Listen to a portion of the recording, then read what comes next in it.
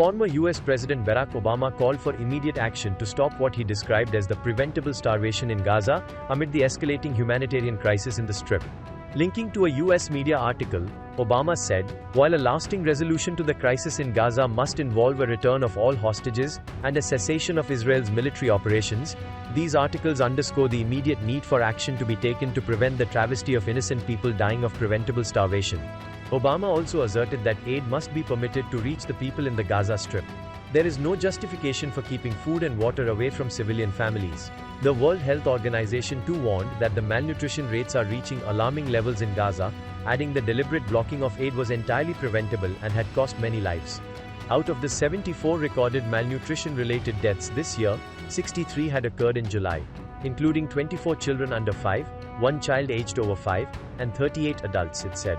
According to WHO, nearly 1 in 5 children in Gaza is now acutely malnourished, and the percentage of children aged 4 to 6 years suffering from acute malnutrition has tripled in the city since June, making it the worst-hit area in the Palestinian territory. Food experts have also warned for months the risk of famine in Gaza, where Israel restricted aid to the population of over 2 million, saying that Hamas siphons off goods to help bolster its rule. On July 27, the Israeli military began a limited pause in fighting in 3 populated areas of Gaza for 10 hours a day, amid growing concerns over surging hunger and global criticism over its 21-month war. Calling it a tactical pause, the Israeli military said it would increase the humanitarian aid flow entering the territory. The pause runs from 10 a.m. to 8 p.m. daily until further notice. The main thing that I want to stress is the importance of winning the battle for truth. And that is a battle that we fought even as we speak now. Israel is presented as though we are applying a campaign of starvation in Gaza. What a bold-faced lie. There is no policy of starvation in Gaza, and there is no starvation in Gaza.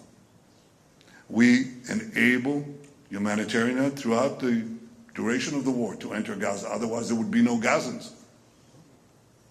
And what is interdicted the supply of humanitarian aid is one force, Hamas.